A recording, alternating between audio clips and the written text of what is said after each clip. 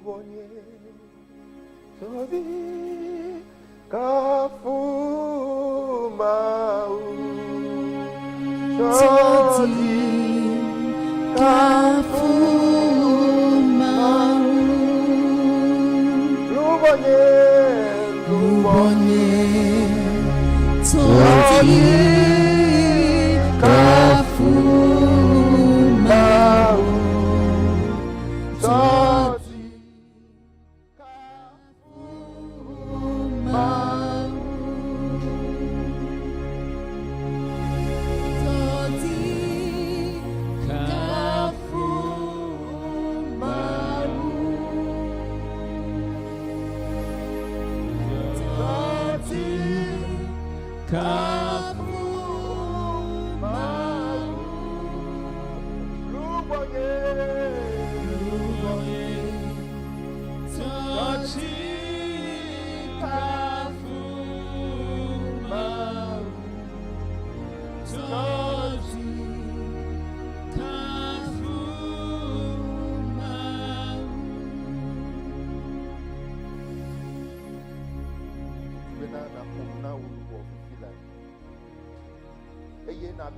abe ale ike David gblɔ na eƒe lubɔnu bena lubɔnye tsɔ dzi blibo na kafu wò Mawu.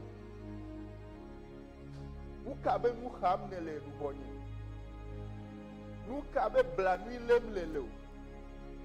Tsɔ wò dzi blibo katã na kafu wò Mawu. Elabena eyae nye wò wɔla. Eyae tsɔ wò nuvɔwo tsɔ ke o. Eyae ɖe wò le eve globowo me. Eyae tsɔ da ɖe ƒuƒuƒe. Le esia ta tsɔ dzi blibo na kafu wò Mawu gbɔ.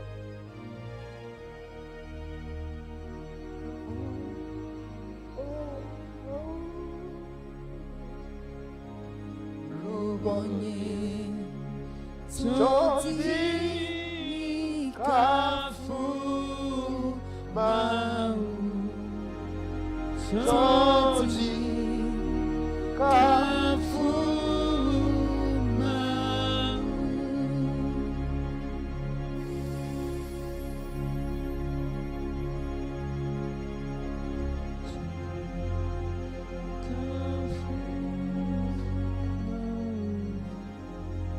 Todi kafu Mawu.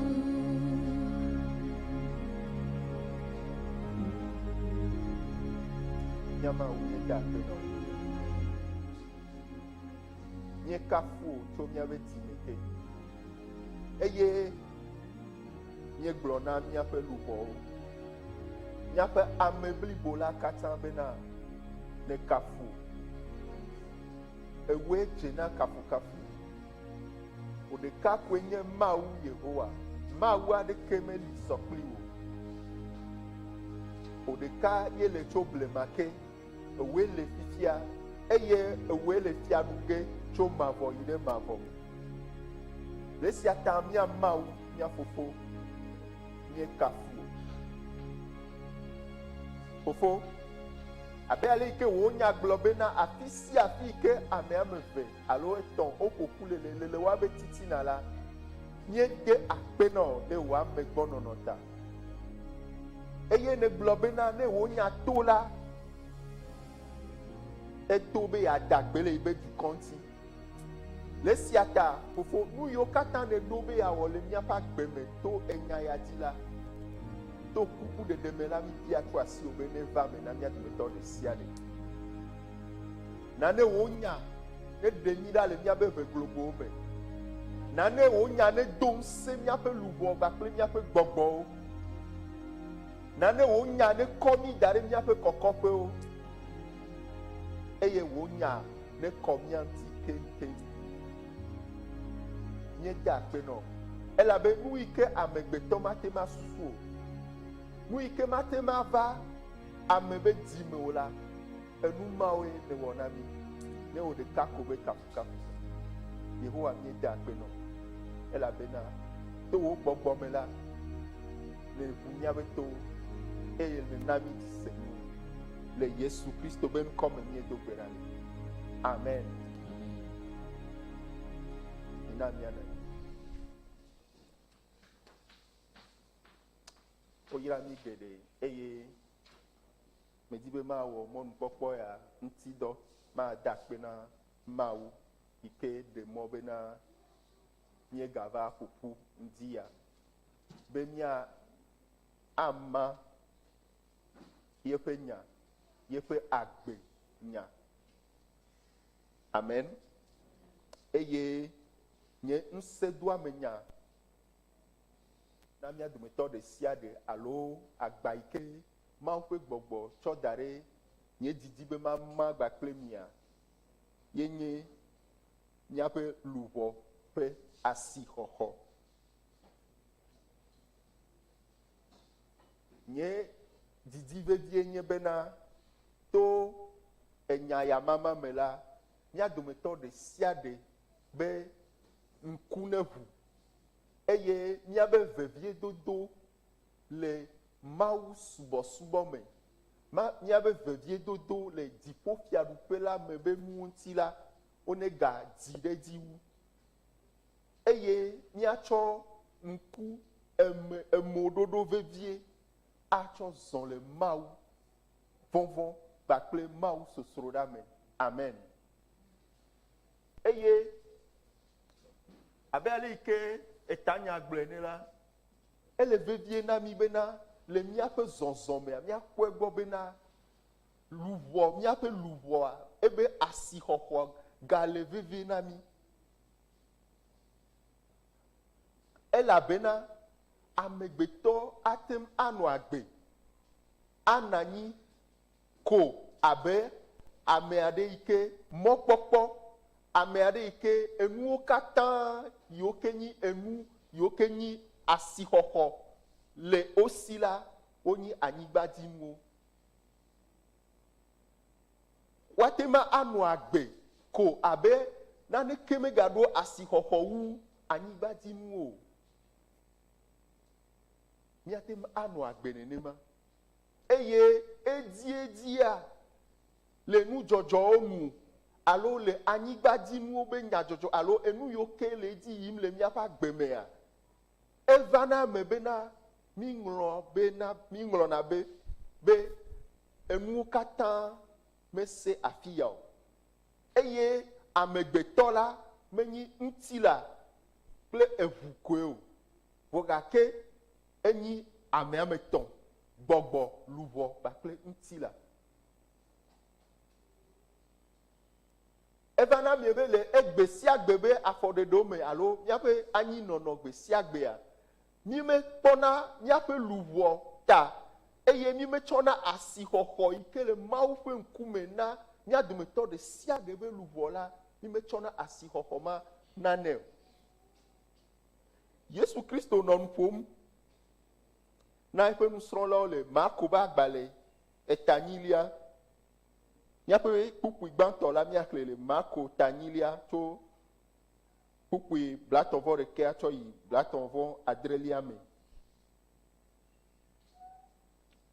afi ma woŋlɔ ɖi bena eye wòde asi wo fiafia me bena ele na amegbetɔvi la bena wòakpe fu geɖe eye amegãwo kple nunɔlagãwo kple agbalẽfialawo woado vloe eye woawui eye woatitre le nkeke eye wòatitre le nkeke tɔa gbe eye wòto nya sia na wo fa tete Petro de kpɔe eye wòde asi nyagbegbe me nɛ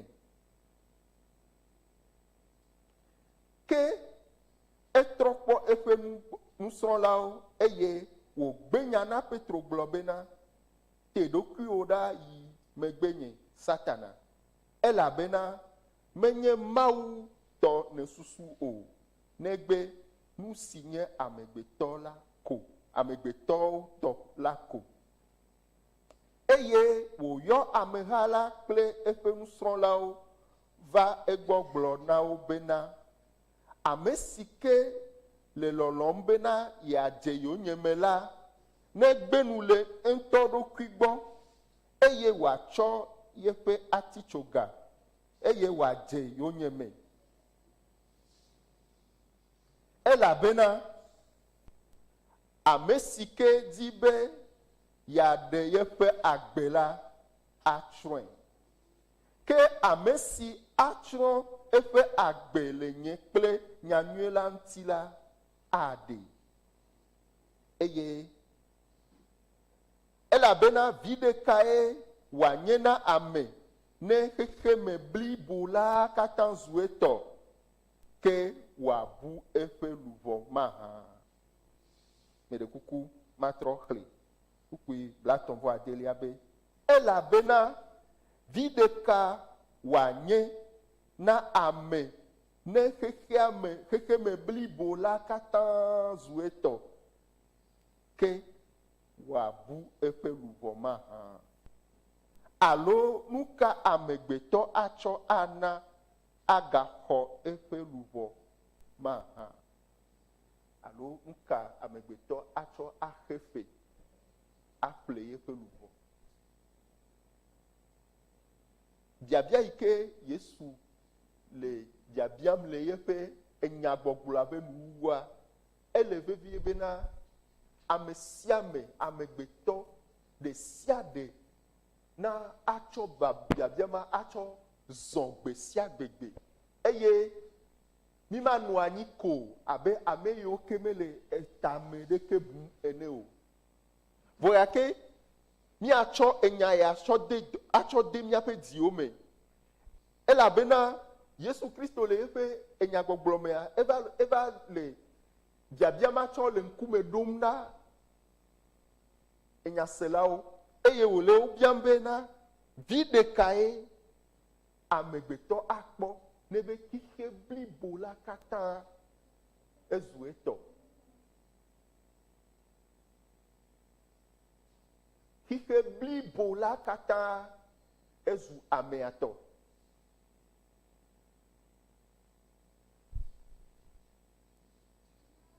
Medi be na míade ŋgble vi ɖe ku ɖe nyama ŋuti. Yesu Kristo le nu ƒom ebe vi ɖekae wòanye na ame ne xexe blibo la katã va zu etɔ. Vɔ gake emegbe la nukae dzɔ ɖe dzi o? Nukae dzɔ ɖe dzi o? Ebu yeƒe luʋɔ. Ebu yeƒe luʋɔ. Xixe blibo la katã zu etɔ. Xixe me be egawo katã zu etɔ. Xixe me be kesinɔnuwo katã yi ke amegbetɔ atem adi be wòasui si la, esu esi. Minya, ne mi fɔ ŋdi sia ŋdi la, nu kae nyi na míabe tamesusu gbãtɔ? Vevietɔ le Afrika, le Togo yi ke le dzo xɔm alea. Nu kae nyi na míabe tamesusu gbãtɔ?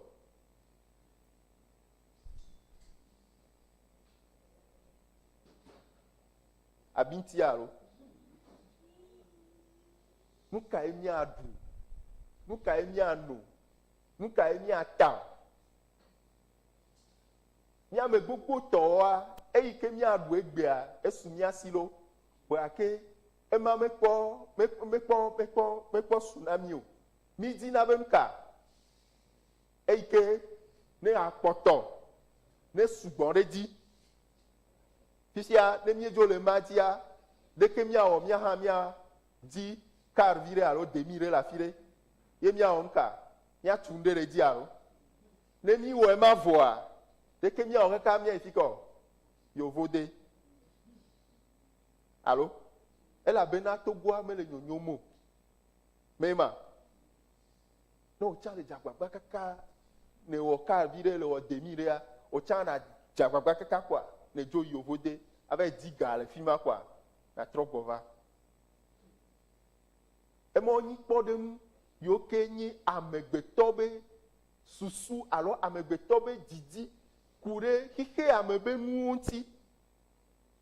Eye didimo yo ke le amegbetɔ mea eyae nana amegbetɔ fɔna de afɔ deke alo deke me agbenɔnɔ yo ke mie le nɔnɔm gbe sia gbegbe ɖa eku ɖe ale yi ke mie tsɔ asixɔxɔ tsɔ de míaƒe luʋɔ yi ke ana anyi yi ɖe mavɔmavɔ me alo anyigba ya dzi be nuwo didi ŋuti eye Yesu le egblɔm le afi ya be nu kae ado tso me na ame ɖe ne le xixea me be nuwo didi ta le xixea me be ale yi ke enuwo asɔ esi ɖa ta la eva me be wòva bu yeƒe luʋɔ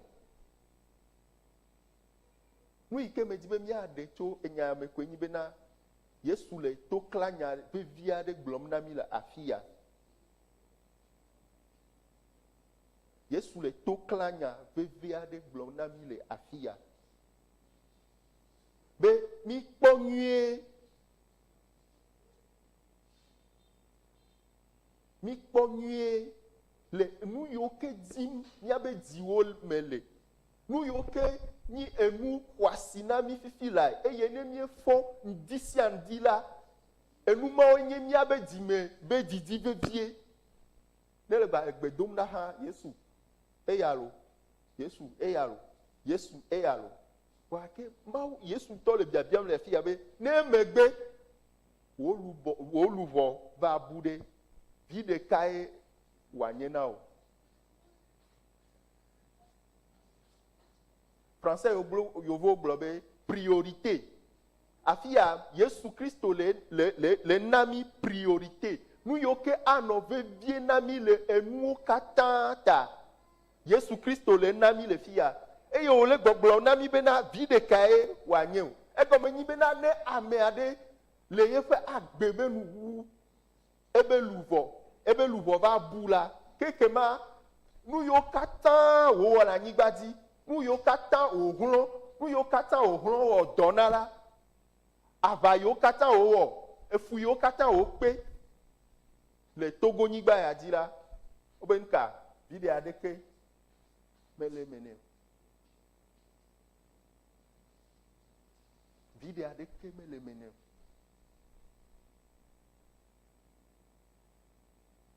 Medi bena enya ya ne ge ɖe míaƒe dzime eye míade ŋgble ku ɖe ŋuti.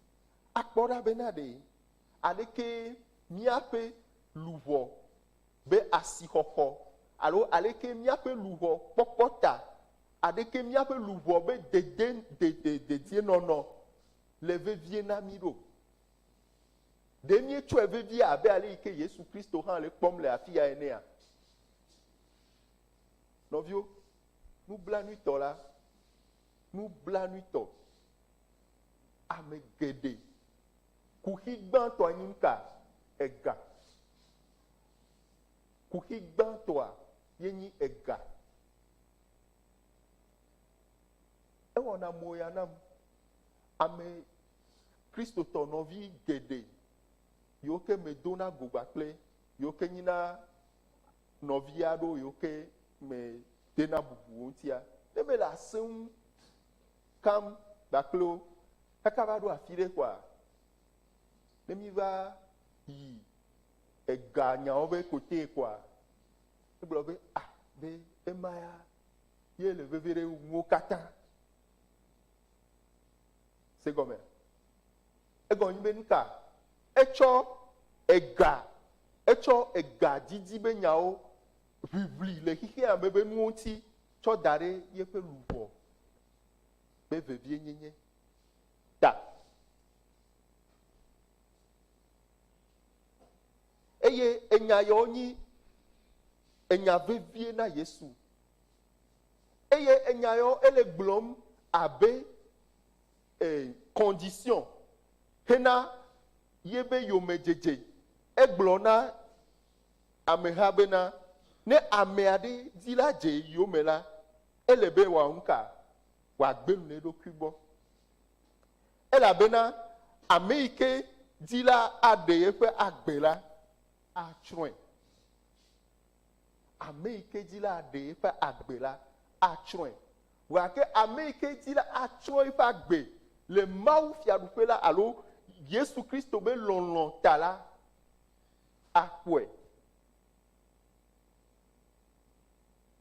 Tamesusu yi ke le Yesu si le afi ya míekpɔ bena eto vo sãa to ale yi ke míexɔ enuwo míekpɔna nuwo.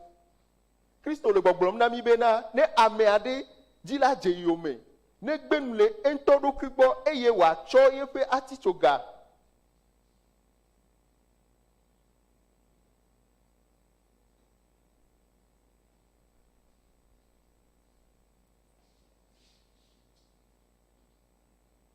Marko tanyi kpukpui blatɔn vɔ atɔ̃lia elabena ame si ke di be yeaɖe yeƒe agbe la atsrɔ̃e ke ame si atsrɔ̃ yeƒe agbe le nye kple nyanyui la ŋuti la aɖe. Ema megbe wòva ƒo nu tso ame ƒe luʋɔ be bubu ŋuti. Ke medi be míakpɔ katsatsa ma didi vevie bena xixia me be nuwo ne su ame si. Didi vevie bena nye agbe maku le nyanyui la ta o. Nye maha ɖe Yesu ta ava ku o. Nye maha ɖe Yesu ta evinye ƒe srɔ̃nyewo woava ti fukpekpe me o. Nye maha ɖe Yesu ta mi megblɔ nenema o lo. Vɔ gake le míaƒe afɔɖeɖe me, le míaƒe nuwɔnawo me, le míaƒe tiatia wɔwɔwo me, ezena ƒãa bena míetsɔ míaƒe agbe la ele vevie na mí wu Yesu Kristo ƒe lɔlɔ. Eye abe ale yi ke megblɔe ne la le Tesalonikatɔ ƒe agbalẽ gbãtɔ ta atɔ̃ kpukpui blaeve-vɔ-tɔ̃lia me la. Apostolo Paulo le gbɔgblɔm le afi ma be ke ŋutifafa ƒe Mawu la ŋutɔ na kɔ mia ŋuti kemkem eye wòadzra miaƒe gbɔgbɔ kple luʋɔ kpakple ŋutilã blibo la katã ɖo mokaka manɔnui hela se míaƒetɔ Yesu Kristo ƒe vavagbe la. Ke ŋutifafa Mawu la ŋutɔ nakɔ mia ŋuti keŋkeŋ eye wòadzra miaƒe gbɔgbɔ kple luʋɔ kpakple ŋutilã blibo la katã ɖo mokaka manɔnui hala se míaƒetɔ Yesu Kristo be vavagbe la. Afi hã mígale kpɔkpɔm bena Apostolo Paulo le nu ƒom to amegbetɔwo ƒe ɖoƒe etɔ̃ yi ke nyi gbɔgbɔ, ŋutilã kple luʋɔ. Eye esime ke wòle gbe dom ɖa bena Mawu ne kɔ wo ŋuti la, egblɔ be ne dzra woaƒe gbɔgbɔ kple woaƒe luʋɔ kple woaƒe ŋutilã blibo la katã ɖo mokaka manɔnui. Eya gaɖo kpedzi na mí bena asixɔxɔ le míaƒe luʋɔ, míaƒe dedenɔnɔ, míaƒe blibonyenye, gbɔgbɔ, luʋɔ kple ŋutilã woanɔ nyuie, woanɔ ɖekawɔwɔ me, woanɔ dedie. Ema nye Mawu ƒe taɖodzinu, ema nye Mawu ƒe didi vevie, eye didi vevie ma yi ke le Mawu sia eɖo la nɔ míawo hã mía me. Ema nyi nye agba yi ke nya yi ke me dzi la ma kpakple mí. Elabena le gbe sia gbe be nudzɔdzɔwo me, le gbe sia gbe be anyinɔnɔ me la, eva va na me bena míeva ŋlɔ abe bena míaƒe luʋɔ hã ewɔ nuka ehiã be míalé be nɛ. Elabena asixɔxɔ le esi le Mawu ƒe ŋkume. Eye Mawu matem awɔ nuwo katã le míaƒe teƒe o. Dɔdeasi kpɔ ŋkume na amegbetɔ ɖe sia ɖe ku ɖe eƒe nuka, ku ɖe eƒe luʋɔ ƒe dedienɔnɔ ŋuti. Abe ale yi ke ne amegbetɔ fɔ enya be nuka ne yi meɖu nuwo oa, yi meɖu nu gbe ɖeka oa, meɖe fu kaka oa lo. Vɔ gake ame ɖewo nana anyi ne meɖu nu ŋkeke ɖeka oa, woava do ɖe kɔndzi. Ame ɖewo le nenema alo. Amero le a no me du nkeke ɖeka o ate ma ve do ɖe kɔndzi fa. Ameroa nkeke ame ve. Ameroa nkeke ame tɔn. Ameroa nkeke ame ne. Ameroa te nkeke ame adre. Alo? Vɔgake to ye ma ŋutia ezu ne me nya o kwa ne gogo ekue ma. Vɔgake nye bena Yesu Kristo tim dɔ enu madu eti manu keke ne no blane. Egon o gblɔ bena amegbetɔ manu agbe kore nukanti o. Abolo ŋuti o. Vɔgake enya sia nya ike do tso Mawu ƒe enu. Ame sia ame la ne fɔndi la enya be nuka ele vevie bena ma ɖu nu ne ma nɔ lãmesẽ me. Ame ɖewo yina kɔndzi be no tsɛki kpɔ bena edzemelele dɔa, no tsɛki edzinye kpɔ, no tsɛki alikunye kpɔ ɖa, no tsɛki susunye me kpɔ, ŋkuvi kpɔ ɖa bena ɖe enu sia nu le eteƒea. Ame geɖewo léa be na woabe ŋutinuwo be nuka yewoanɔ sesere. Vɔgake le luvɔ me kpadzi ɖe edɔ ka ye wɔ mi le ku ɖe míaƒe luvɔ ŋuti o.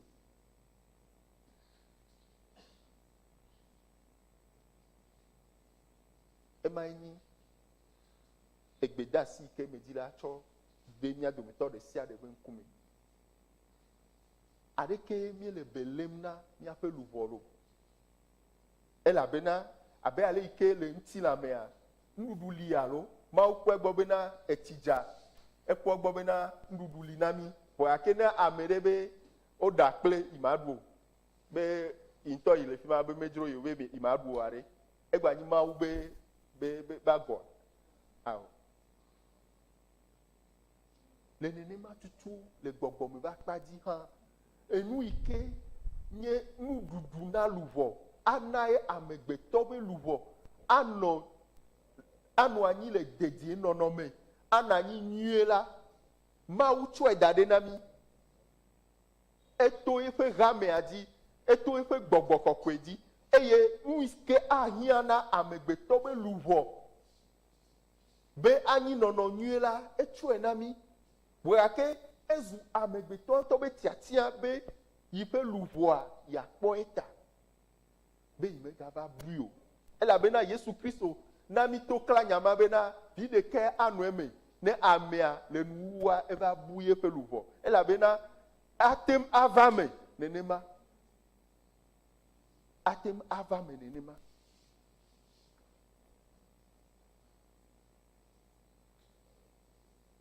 Le Yohanes ba agbalẽ tɔ̃lia kpukpui gbãtɔ.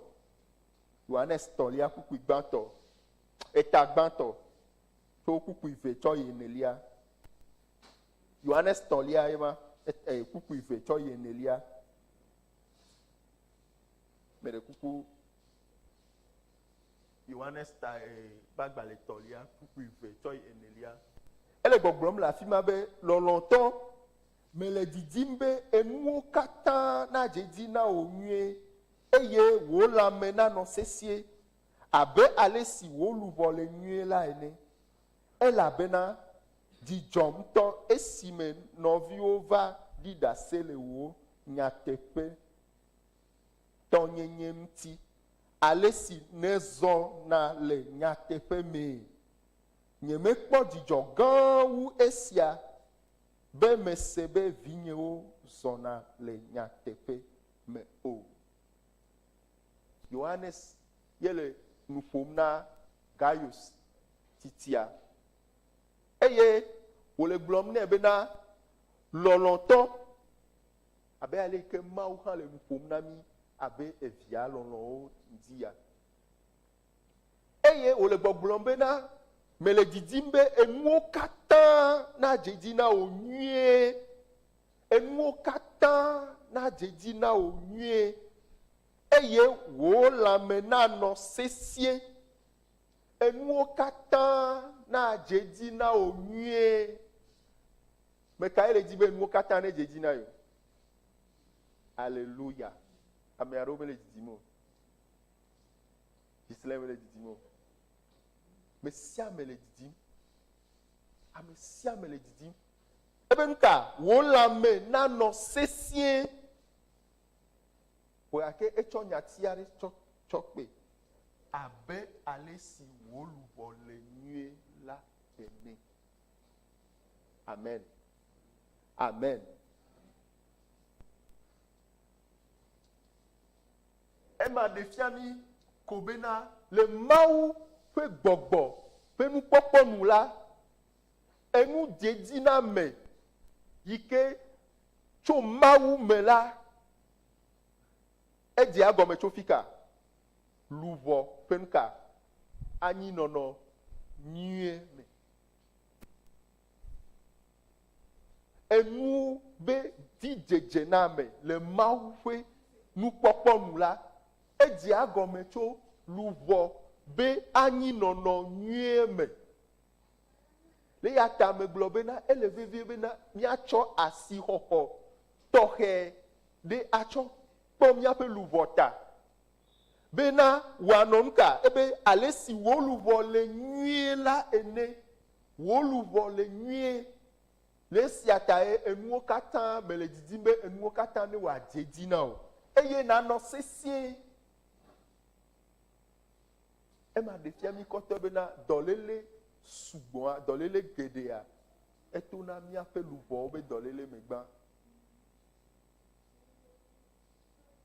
Enu ma dzedzi na me geɖewoa, wotso fika, gbogbotɔwo tso míaƒe luʋɔ be anyinɔnɔ yiwo ke medze o.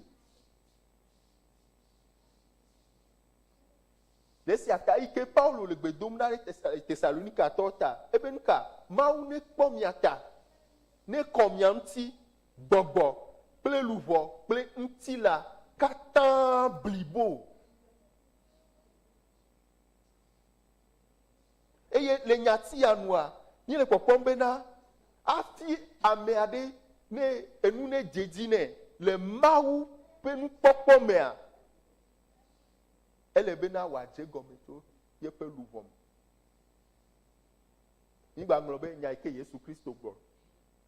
Ame ɖe yi ke xixia me be nuwo katã su esia ɖe, enuwo me dzedzi nɛ ma. Me ɖe kuku. Ame ɖe yi ke xixia me be nuwo katã su esi. Ha? Eƒle aƒewo katã yi ke le site wo wia me. Eʋu ye yi ke toa su esi. Eyina fika, eyina vacances le fika. Hein? Dubai. Eyina vacances le Dubai. Hein? Ne jojo l'Africa, eya yina fafa me le Yovode. Ne fafa sem le Yovode eyina fika. Afi yo ke anyigbadzi be fukpewo yo ke agbe avivina le afi ma. Enuwo katã su esi. Amegbetɔwo be si dzedze, amegbetɔwo be bubu, amegbetɔwo be dodoɖedzi, amegbetɔwo be kafukafu, esu esi. Pe ko míawo katã mi le dzidzima, kafla, ame geɖe.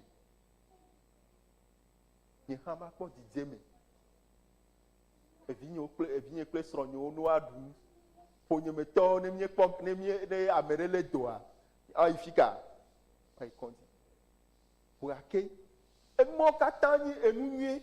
Wògake Yesu Kristo le gbɔgblɔm be vi ɖe ke ado tso eme ne le numɔ didi me la, ne va bu wo luʋɔ.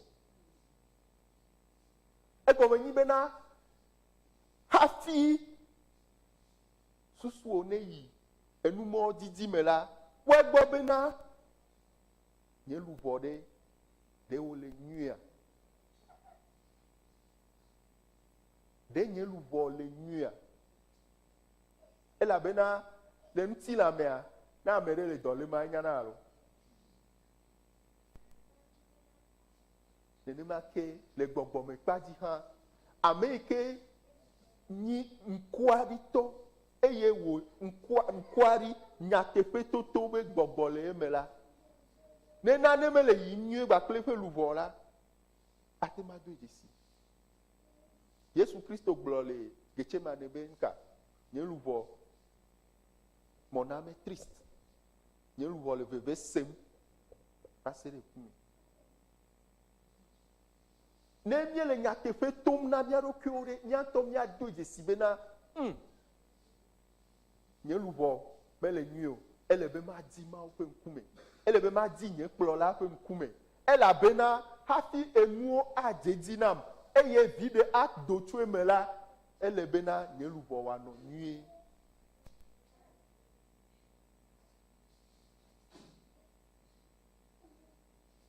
Xixe ame be enu dzedzi na amea, gbogbotɔwa alo wo katã sɔa, ele bena nka na sa wo luʋɔ atsɔ xɔ nka, atsɔ xɔ xixe ame be nuwo. Wogblɔ be Satana enyi asitsala gãwo eye mato na wo bena tsɔ wo luʋɔ dzra nam o. Wogake le ŋutɔ enu dzedzi na amewo be didi ta nagblɔ be awo mewɔ naneke o, xɔe faa.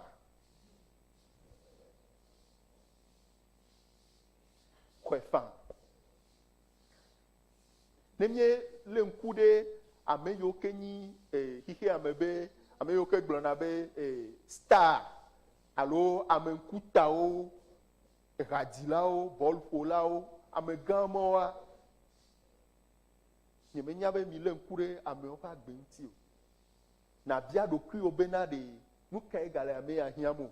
Wò ya na bia ɖokuiwo nenema lo. Be nu kae nyi ame ya be kuxi ŋutɔ go. Egale esi. Ame sia ame, amewo la nɔ apate o. Nye mekpɔ mi kpɔ Michael Jackson be concert wo kpɔ. Wòake na bia ɖokuiwo bena ɖe ama yi ke ame sia ame le ɣli dom le kafum ɖe nu kae gale hiãm o.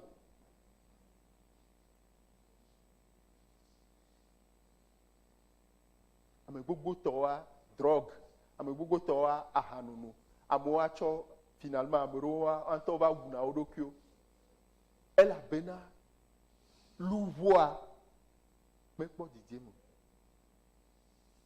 Enuwo dzedzi ne ya, ekpɔ xixe ame be nuwo gake etsɔ yeƒe luʋɔa tsɔ dzra, tsɔ xɔ xixe ame be nu.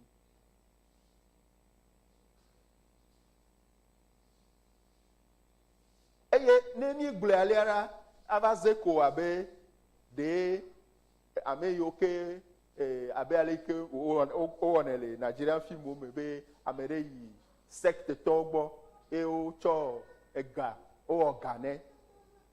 Ema ko nyi enutata vɔ le nyateƒe me abe kristotɔ ene. Ne mi mekpɔe gbɔ bena le gbe sia gbe be agbenɔnɔ me, míaƒe luʋɔ be asixɔxɔ le vevie na mi eye míesɔgbe bena enu ɖeke mate axɔ Mawu ƒe teƒe, Mawu ƒe nyenye le míaƒe agbe me oa. Míawo hã míele míaƒe luʋɔ dzram.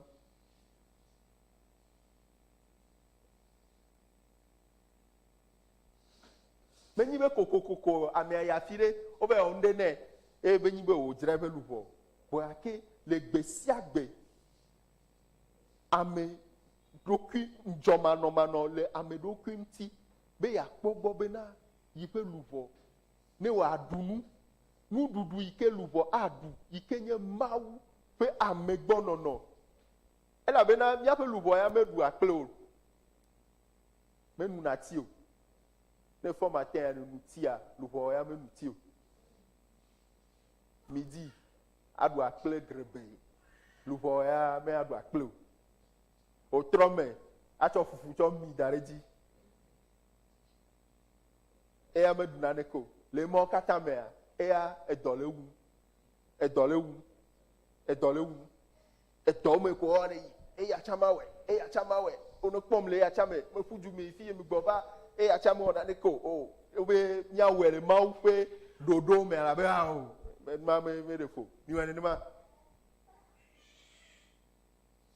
Viɖe koa, nava kpɔ be nuka, wò luʋɔ la, eyina nuka, eyina bubu me. ke babia alo ngbedede ke medi bena ma fe gbogbo ne kpere mianti ne mi okata mi acho de mi aroke o mera enyi bena ale adeke mi ele mi ape luvo pe dede poponti do le Petro ba agbale gban to tagban to kuku wi Andre cho ibla before de ke amea ogbo la fi ma na mi bena eye ne mi yo amesi me kpɔ amekume o eye wòdro avɔnu ɖe ame sia ame ƒe dɔwɔnu la ƒe ŋkɔ dzi be fofo ene la ekema mizɔ le miaƒe amedzronyenye ƒe eyiyi la me le vɔvɔ me elabena nyenye bena menye enu gbegble siwo nye klosalo alo sika la wotsɔ xe fe ɖe miaƒe miata xe ɖe mi tso miaƒe yakanyinɔnɔ si su mia si tso mia fofo gbɔ la me o.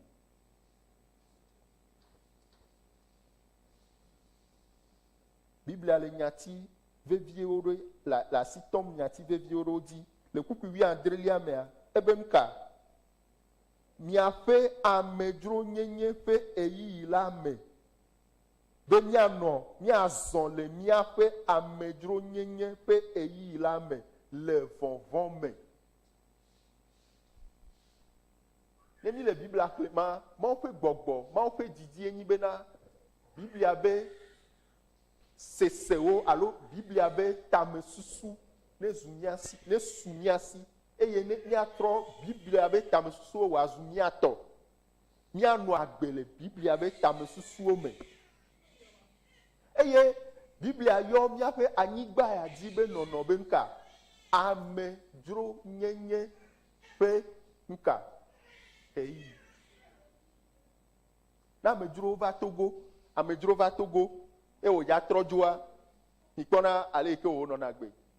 Amedzro va mia gbɔ le aƒe me, e wòdza trɔ dzoa, mikpɔna ale yike wò nɔna gbe ɖo. Enɔ agbe ɖe gakple tame susu ya bena yimeva dzava wɔ nuka o, dzava ti o. Enyati yɔ me di be miatsɔ ɖo miaƒe dzime.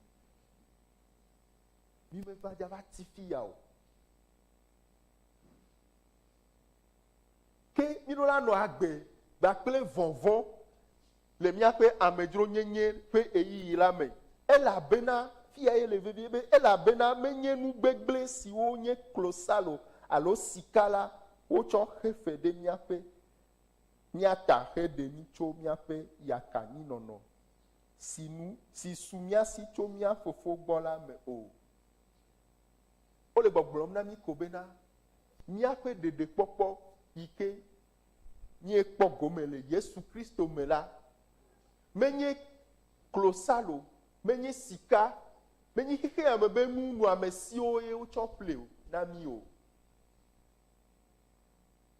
Ema enyi vevie asixɔxɔ yi ke mi di be miatsɔ ada ɖe miaƒe luʋɔ. Mianya bena miaƒe luʋɔ be ɖeɖekpɔkpɔ la Mawu xe fe ɖe ta eye asixɔxɔ le si le Mawu ƒe ŋkume.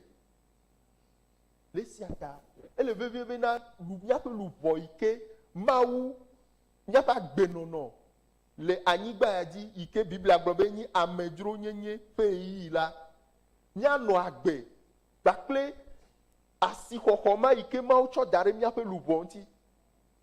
Elabena Biblia le gbɔgblɔm bena menyi xixea be nu gbegble aɖeke wotsɔ ƒle o. Egɔme ko nyi bena ne nyi xixea be nu gbegble wotsɔ ƒle ɖa, nagblɔ be o, ehiã be mawɔtɔ kesinɔnuwo ne su asinye ne nuka matsɔ ƒle luʋɔnye alo. Ye me agblɔ be o, ne mi dze agbagba kaka nye hã va ɖo 50 ans, au moins 30 milliards ne nɔ compte dzi nam. Kwa me nya be egame asu kɔa, mawɔ virement na Mawu. Be fenya ga me tsɔ ƒle luʋɔnya ye alo. Mi le kpɔe alo. Enu yi ke amegbetɔ ate axɔ le anyigba dzi abe kesinɔnu ene la, mate ma ƒle luʋɔ o. Mate ma ƒle o.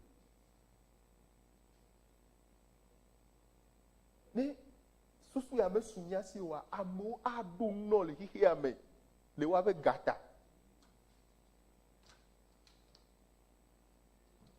le wa be gata le wa be kesino nuota wa ado no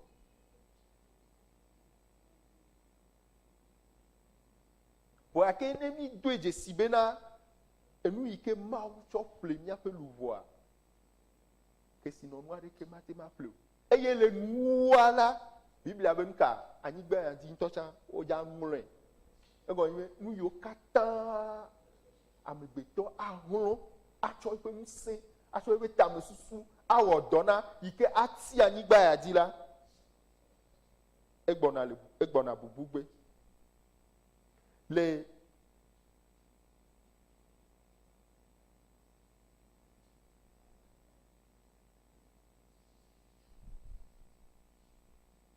etavelia me Petro ba gba le gbanto ko me melewa le etavelia me kupui wi le kecho wi velia me a o le gbogbrom la fi mana mi be na loloto mele nu klom na mi mele nu klom mi be abe amejuro ple monzola ene be mia de mia dokio da cho ntí la me dzrodzro siwo wɔ ava ɖe luvɔ ŋuti la gbɔ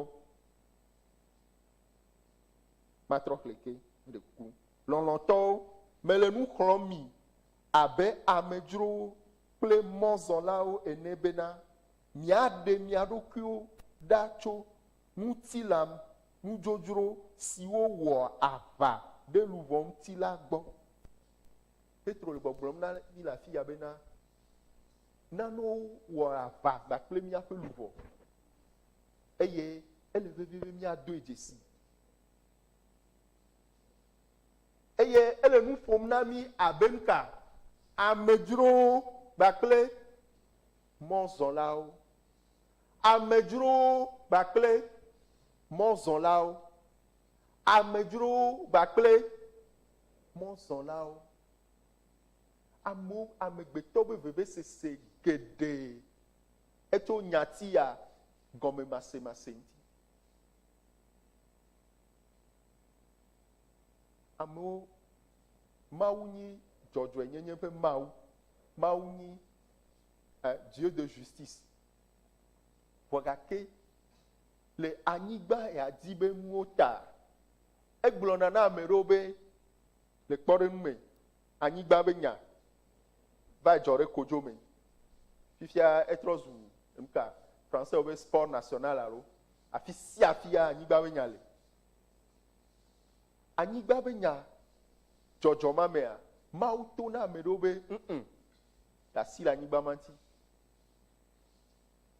da si le ŋuti alo ne mawu ƒe gbe me ɖo tome nɛ hã clairement wa ye ŋutɔ be ditinya to nɛ bena da si le ŋuti vɔ gake ne susu ya me ɖo eme bena amedzroe ko ye yi nyi oa mɔzɔla ko ye yi nyi va le yiyim oa anyigba ma be nyame nuka evana geɖetɔwo eku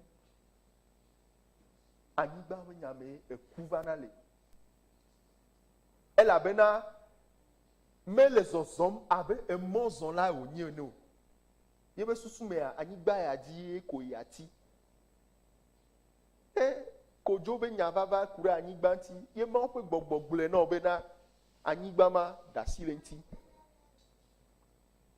vɔ gake mese wo ɖa egɔme nyi bena tɔwo la anyigba ya di be nuwo woawoe awɔ nuka woawo mee nakpɔ woasi xɔxɔ le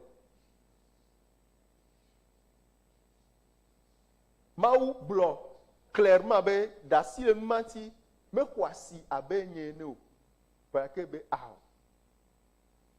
ema me eku ado tso eme eye wòle gbɔgblɔm bena miaƒe anyinɔnɔ le trɔsubɔlawo dome nanɔ nyuie be ne nu si ta wogblɔ nya ɖe mia ŋuti be abe vɔ̃wɔlawo ene la le miaƒe dɔ nyui wɔwɔ siwo o dzesi azɔnti la wakafu mawu le kpɔkpɔ ɖa keke mawu kpɔkpɔ ɖa keke la dzi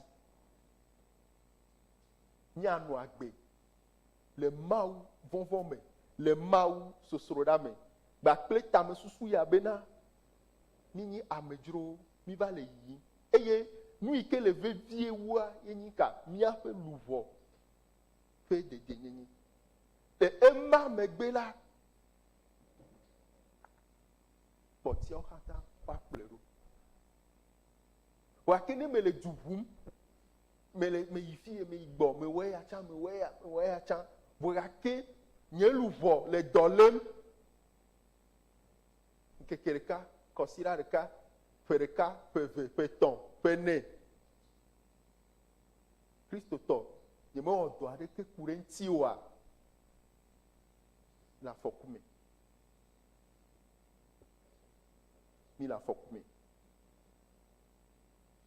ɖesia ta le Filipitɔ ƒe agbalẽ velia kpui eve mi ma axɔ game sugbɔ le afi ma egblɔ be nuka ke boŋ mi wɔ nuka mi tsɔ vɔvɔ kple dzodzo nyanyanya wɔ mía ŋutɔ míaƒe xɔxɔdɔ la ŋutidɔ míatsɔ vɔvɔ kple dzodzo nyanyanya atsɔ wɔ míaƒe xɔxɔdɔ eye amenyi bena enyi nyati yi ke woatsɔ do vɔvɔ dzi na mí o enyati yi ke wònyi koe nyi bena ele dɔwɔwɔ aɖe kpɔ ŋkume na mí ku ɖe míaƒe xɔxɔkpɔkpɔ ŋuti míaƒe ɖeɖe ŋuti abe ale yi ke amegbetɔ le ŋuti la me mate ma kpɔ mɔ ko bena ne ŋutɔ yi le ɖekea koa yanɔ sese ɖe oa ele bena amegbetɔ wòalé be na eɖokui alo Mawu tsɔe de mía me be nuka ne le dzi be anɔ agbe anɔ lãmesẽ mea ne ɖo alé be na ɖokuiwoe alo amegbetɔ ɖe sia ɖe nyanyama ɖe sia ta mɛ ne ke ma tso koa nakpɔ adi koa la va nui o ɖe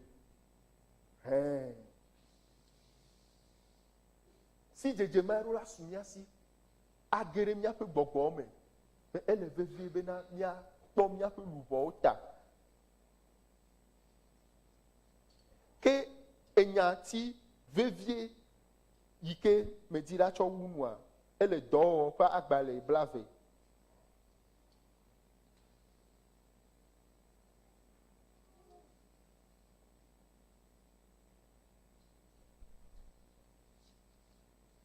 me gblɔ be míaxlẽ tso kukui blave vɔ blave ƒe asi ɖekea tsɔ yi blatɔ vɔ velia me vɔ gake le gamea ta míaxlẽ tso kukui blatɔ vɔ ɖekea tsɔ yi blatɔ vɔ ve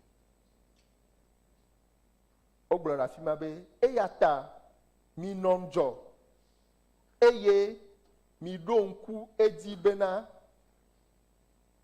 le etɔ̃ sɔŋ zã kple keli nyemedzudzɔ nuxɔxlɔ̃ mia dome ame sia ame kple aɖati o eye azɔ la nɔviwo metsɔ mi de Mawu si me kple yeƒe amenuveve nya la me ame si ate ŋu atu mi eye wòana domenyinyi mi ɖe ame siwo katã ŋuti wokɔ la dome. Eye azɔ la nɔviwo metsɔ mi de Mawu si me kple eƒe amenuveve nya la me Mawu kple yeƒe amenuveve nya la me ame si ate ŋu atu mi eye wòana domenyinyi mi ɖe ame siwo katã ŋuti wokɔ la dome. Ema ye nyi enyati yi ke medzi la tsɔ ama gbakple mía dometɔ ɖe sia ɖe hafi míawu nu. Biblia le gbɔgblɔm na mí le afi ya bena Mawu ƒe nya gbakple Mawu ƒe amenuveve nya gbakple Mawu ƒe amenyenye alo Mawu ƒe amegbɔnɔnɔ ate ŋu atu mí. Le français sɔlemea woƒo nu na mí ku ɖe aɖe yi ke mía atu mía ɖokuiwo ayi to ana mía be nuka sɔtiwo alo racines woayi to le Mawu me bena nuka ne wòate ŋu ayra ame kpɔtiawo Ne mi me kpɔ míaƒe luʋɔ ta o. Ne mi me tsɔ asixɔxɔ yi ke le Mawu ƒe ŋkume tsɔ na míaƒe luʋɔ oa, nuwoe nye nuka? Bubu. Enuwo katã asu mía si.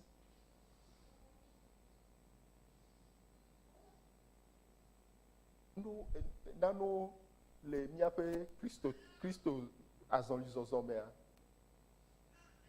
eyi me ke mi ganyi sukuvi mi nɔ universitaire, me dze si mía fofo ɖewo nɔ anyi gawo me, wonye ame yiwo ke tsɔ wo ɖokuiwo tsɔ ƒo ɖe Mawu me, ɣeyiɣi mɔ me, le ekutsetse alo le woabe azɔlizɔzɔ mea, wotsɔ wo ɖokuiwo tsɔ ɖe Mawu me abe sɔhɛ ene, gake me va do go ame ɖewo wova kpɔ dɔ. Gama mea, ame sia ame le ʋiʋli be yeawɔ nuka, ne ekpa sukula, yeakpɔ dɔ, yeakpɔ dɔ, yeakpɔ dɔ. Eye le nyateƒe mea, Mawu yra ame ɖewo kpakple dɔ gãwo. Gake yi me ke me va kpɔ ƒe atɔ̃, ƒe ewo megbea, ame ɖeka to na me be via tsɔtsia ŋutɔa,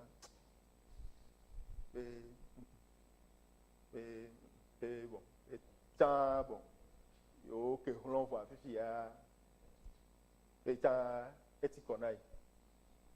Be ne le agba wɔa tsã bon, ke ne va le retraite. Egɔ nyi be nuka?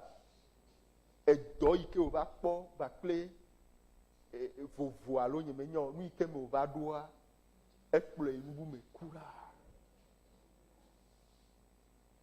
Ekplɔe yi nubu me ku ɖa. Vɔake Paulo le gbɔgblɔm na mi bena nane le si ke atem atu mi. Eyi me ke wòle to klam nɔ ku ɖe ame yiwo ke ava hamea me. Kpakple enya yiwo ke ana amewo ade megbe ɖa le Kristo ŋutia, metsɔ enu bubu aɖeke tsɔ de asi me na wo, ebe yi tsɔ de Mawu ƒe asi me kpakple yeƒe amenuveve nya la me. Eya atem atu mi, eya atem atu míaƒe luʋɔ, eya atem ana dɔyɔyɔ míaƒe luʋɔ, atem ana katsutsu míaƒe luʋɔ, atem ana ada mi ɖe emɔ yi ke dzi míaƒe luʋɔ akpɔ anɔ nyuie, akpɔ dedienɔnɔ me. Eye le nuwu la, míagblɔ be mewu nyuie, meʋu xɔse be du la, eye xɔse be fiakuku alo emetsonua su asi me. Awɔ nublanui bena míakpe fu, míatsã mi wɔe kpɔ, míatsã mi kpe fu ya míewɔea, vɔa le nuwua, míabe luʋɔ ava bu.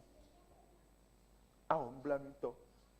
Ema eɖo la nyi enane yi ke míatsɔ de mía ɖokui me, eye míatsɔe ɖo mía ɖokuiwo dzi bena abe ale yi ke le ŋutilã me, amegbetɔ léna be ne ɖokui wòkpɔ egbɔ bena yi le nyuie ɖa, makpɔ nye luʋɔ, matrɔ gbɔ, mate trɔ te gogo Mawu. Elabena nye luʋɔ be anyinɔnɔ nyuie ɖa, eku ɖe nuka? Mawu ƒe amegbɔnɔnɔ me. Hafi ame be luʋɔ anɔ nyuia, ele be wòanu ka? Wòanɔ Mawu ƒe xɔxɔnu, dans la présence de Dieu. La restauration, luʋɔ be dɔyɔyɔ xɔxɔa, mele afi ɖeke wu Mawu ƒe amegbɔnɔnɔ me. Le esia ta nu sia nu yi ke ɖena Mawu ƒe amegbɔnɔnɔ ɖa le ame ŋutia, ehe agbegble va.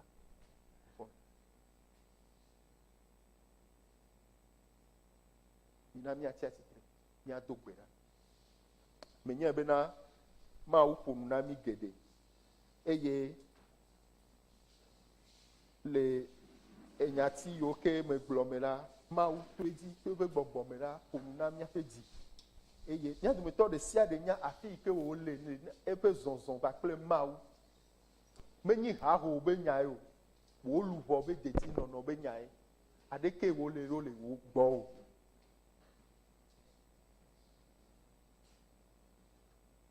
Medi bena na do gbe ɖa, na to na Mawu bena ne ɖɔ yeƒe tsikɔ le yiƒe luʋɔ me. be ne do yeƒe tikɔ qu'il restaure sa soif le yeƒe luʋɔ me ne yɔdɔ yeƒe luʋɔ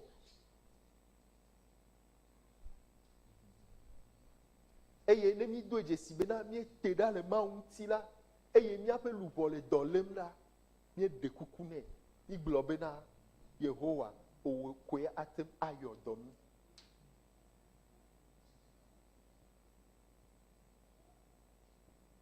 Siale si sinodia sila nenema nyeluvo tiawe nyemawe mawe mawe nenema nyeluvo Sialesi, sialesi, zino sia, sila. Nenema, yeluvo, sia. Yemau,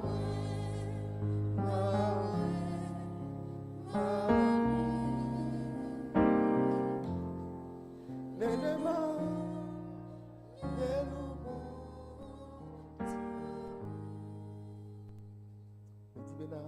Do gbe na ya ne ame aɖe le mía dome yi ke Mawu ƒe tikɔ megale wu mo wòtɔe ne do dzesi bena